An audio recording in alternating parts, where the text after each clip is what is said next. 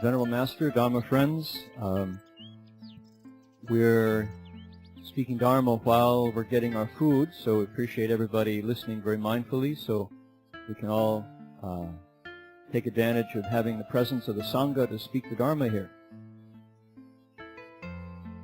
Here in Northern California, the sky is blue and temperature is balmy. On the East Coast, everybody is very focused on the presence of a hurricane coming directly in a straight line through Washington, D.C., through Baltimore, and through New York, where so much of the creative energy and government and financial and cultural energy that motivates the United States of America is located. So when a hurricane comes right through your living room, people pay attention. It's a dangerous situation. Now, as I was driving up, I listened carefully to the news, and it seems that this is Hurricane Irene. She has pretty much de-energized and been classified, instead of a Category 3, Category 2, Category 1 hurricane, she's now become a tropical storm, which means that the winds of this storm are less than 76 miles per hour. That's a tropical storm. So the biggest danger of disastrous wind is over. However, there's still real danger of flooding. So this hurricane is not so much about wind, it's about water. And the flooding danger, most of the major highways are shut, and people are watching carefully as the waters crest and then recede. So it looks like the biggest danger to life is over. The damage to property is still going on. And as a footnote, I also learned that hurricane, typhoon, and cyclone are pretty much three names for the same kind of storm. In the Pacific, they pretty much say typhoons. In the Atlantic and the Caribbean, it's pretty much called hurricane. Same kind of storm, three different names. Now, we're going to, this is a historical typhoon in that they've never, or a hurricane, they've never shut the subways before, and all the airports. The person who was directly responsible for declaring the city in a state of emergency was the mayor, Mayor Bloomberg. We'll see in the days to come how people react to his hands-on closing of the city in preparation for a storm that didn't materialize. There will be voices, certainly, that will say, why did you overreact? Do you know how much this cost us in lost jobs, in spending money for the fire and civil defense, all of this budget? Nothing happened. Why did you overreact? There will be voices that will criticize him for shutting down everything when, in fact, the storm blew by. Wiser, cooler heads who have a vision of history will say, thank you very much. We were spared. We were lucky this time. In fact, getting people organized, getting people aware of the danger, and preparing the citizens for what could have happened, evacuating people, putting them in shelters, etc., was prudent and careful, and the mayor behaved the way a good father behaved. Thank you very much for your concern. And in fact, as we were watching the story develop, here's some of the things that Mayor Bloomberg did.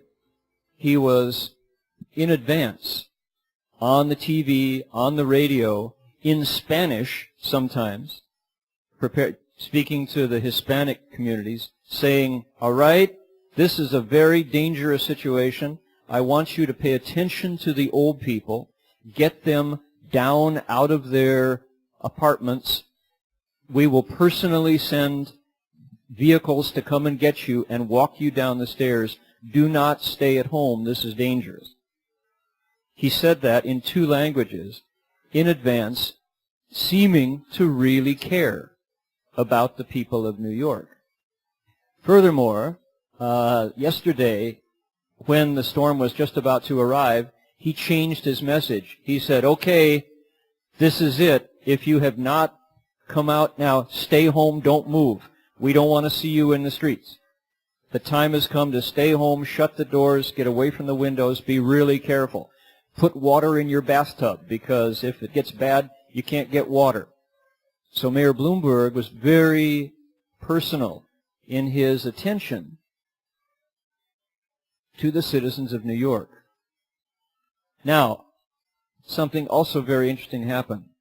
2 guys got in their kayaks and at the height of the storm went out into the East River to play. Well, their kayaks tipped over in the wind and rescue personnel had to go out and save them.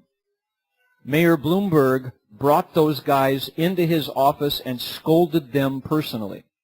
He said, do you know that you were putting the lives of those rescue personnel in danger because you were goofing around? Shame on you. We don't know whether he's going to punish them or not, but personally he took the law in his person-to-person, face-to-face, eyeball-to-eyeball, scolded those kids. They're never going to forget it the rest of their lives. Now, my point in telling you about this is to say, I think that the citizens of New York are going to remember Mayor Bloomberg's face on the TV and the care in his voice as he, step by step, intervened in the lives of every New Yorker and said, I'm worried about you. Please let us take care of you. Very different from New Orleans.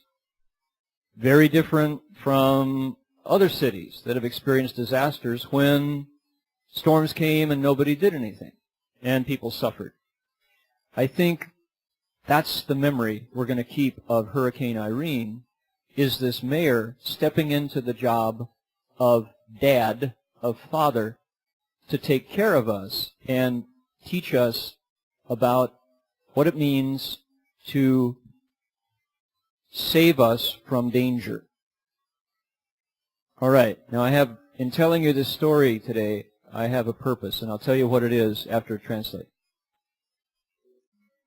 When I was a brand new monk at Gold Mountain Monastery, very much like our 11 novices, 12 novices here at Tathagata Monastery, I went through a period of, you could say, confusion, trying to get oriented as a brand new monk.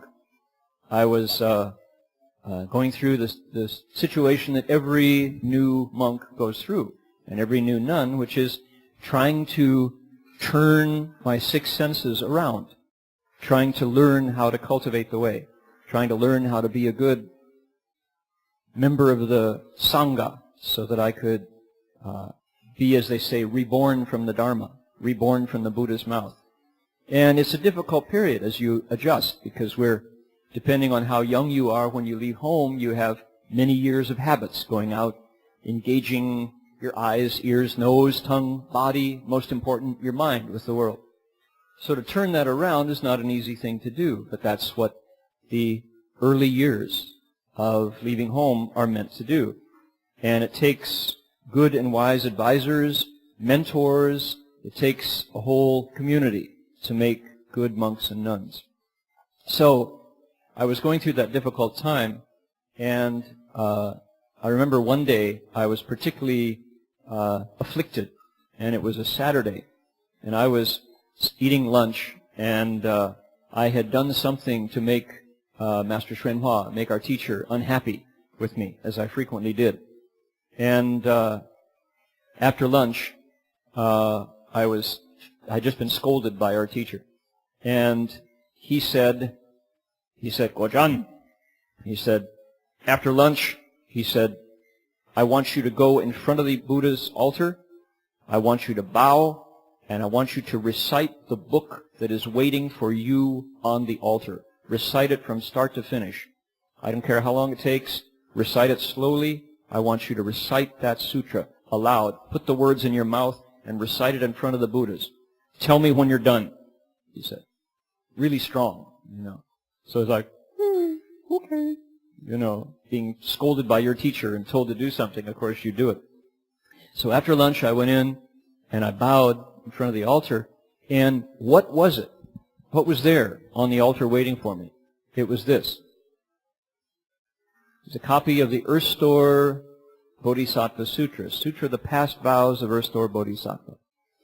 And it was, there was the Chinese version and the English translation right beside it. Somehow our teacher had put that on the altar and told me to do it. Now, I had never recited a sutra before, to recite. I'd bowed to sutras but never recited.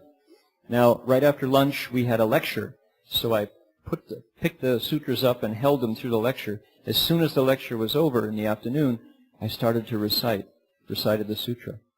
And as I recited that sutra, I felt something change in my mind, almost as if a fog was lifting, like the morning fog when the sun comes down and you see it slowly lift. As I recited that sutra, it was as if the sun came out inside my mind, and I had a feeling of this bodhisattva, this Earth Store Bodhisattva, was very real, and he was looking after me. Now, I had heard about Earth Store Bodhisattva, but I'd never recited it. We didn't do it back then. We were all too new. So here was the story of the Buddha saying to Earth Store Bodhisattva, I'm going to be gone later. I'm going to enter nirvana. I want you to take care of all the beings in the Saha world who are upside down, who run amok, creating incredible offenses and not being aware that they're hurting themselves. I want you to take care of them and wake them up. Rescue them from their suffering. This is my job for you, Earth Store Bodhisattva. And Earth Store Bodhisattva in the sutra says, okay, I'll do it. When you, World Honored One, have already entered nirvana, I will be here to take care of the living beings in the Saha world who are bound to suffer for their offenses and not even realize what they're doing. I'll do it, he said. And the Buddha said, your vows are truly great. Your compassion is truly great. I can relax knowing that you're going to do that work, says the Buddha to Earth Store Bodhisattva. So when I read this sutra, that came alive for me. It opened up something in my heart that is still alive, still working. The sense of having a really powerful, kind-hearted Father taking care of not just me, but everybody in the world, giving us an alternative to utter confusion and suffering. So I've never ever forgotten how kind our teacher was in putting that sutra on the altar, waiting for me with an English translation, and then saying, you go recite this. Tell me when you're done, he said. So I did. After I was finished, I said, Shifu, I read the sutra. And his attitude was completely different. He was very kind, and he said, Samyanga. And I said, it helped, Shifu. It really helped. He said, all right. He said, whenever you need it, recite that sutra. I nodded my head. That was that. That was the teaching. He had handed me medicine for my confusion, just like a lighthouse in a storm, just like a mayor during the hurricane, telling the citizens of New York to stay inside, close the doors, get away from the windows, you'll be okay. So that was my first encounter with the Restore Sutra, and here we are, City of 10,000 Buddhas, about to do this once a day for a whole week. I hope that people, if you're staying for the sutra, for the session, that you'll take advantage of this opportunity. If you're going back home, maybe you can get a copy of the Restore Sutra and light some incense and bow. And when you need it, open that sutra and recite it. You can do it in 3 days, divide it into 3 pieces, and do the first roll, the second roll, the third roll when you have time. It takes about 40 minutes to an hour to go through each one. And see if your experience isn't like mine, that the confusion lifts, the fog rolls away, and you feel like,